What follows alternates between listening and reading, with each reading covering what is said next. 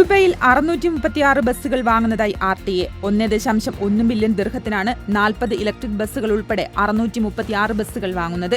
UAEയിലെ പൊതുഗതാഗത സംവിധാനം അന്താരാഷ്ട്ര നിലവാരത്തിലേക്ക് ഉയർത്തുന്നതിന്റെ ഭാഗമായിട്ടാണ് പദ്ധതി. ദുബൈയിൽ നടൻ ആസിഫ് അലിക്ക് ആദരവ് അറിയിച്ച് ആഡംബര നൗകയ്ക്ക് അദ്ദേഹത്തിന്റെ പേര് നൽകി. ദുബൈ മറീനയിലെ വാട്ടർ ടൂറിസം കമ്പനി D3 ആണ് നൗകയുടെ പേര് മാറ്റിയത്.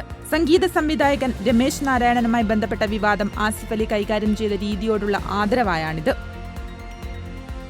സൗദിയിൽ പ്രതിവർഷം 89.5 ടൺ മാമ്പഴം ഉൽപ്പാദിപ്പിക്കുന്നതായി കണക്കുകൾ. മാമ്പഴത്തിന്റെ കാര്യത്തിൽ സൗദി അറേബ്യ 68% സ്വയം പര്യാപ്തത കൈവരിച്ചതായി പരിസ്ഥിതി ജല കൃഷി മന്ത്രാലയം അറിയിച്ചു.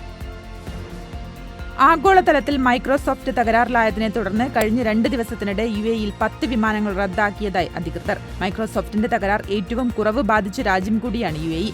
ജൂലൈ 20-ന് 986 വിമാനങ്ങളിൽ 6 എണ്ണവും ജൂലൈ 19-ന് 975 വിമാനങ്ങളിൽ 4 എണ്ണവുമാണ് റദ്ദ് ചെയ്തത്.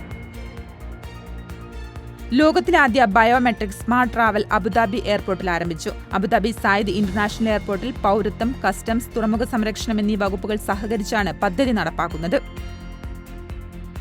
UAEയിൽ പലയിടത്തും തെരുവിൽ പ്രകടനം നടത്തിയ ബംഗ്ലാദേശ് പൗരന്മാർക്കെതിരെ പബ്ലിക് പ്രോസിക്യൂഷൻ സംഘം അന്വേഷണം ആരംഭിച്ചു. രാജ്യസുരക്ഷയ്ക്കും നിയമത്തിനുമെതിരെ പ്രവർത്തിച്ചെന്ന് UAE അറ്റോർണി ജനറലിന്റെ അന്വേഷണത്തിൽ തെളിഞ്ഞിട്ടുണ്ട്.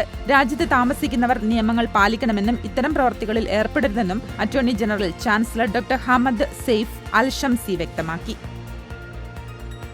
അബുദാബി അമൻ സെന്ററിലെ ലൈസൻസിംഗ് സേവനങ്ങൾ റദ്ദാക്കുന്നതായി അബുദാബി പോലീസ് വ്യക്തമാക്കി. ഈ സേവനങ്ങൾ സായിദ് സിറ്റിയിലെ അൽ സലാമ അഡ്നോക്കിലേക്ക് മാറ്റിയതായും പോലീസ് അറിയിച്ചു.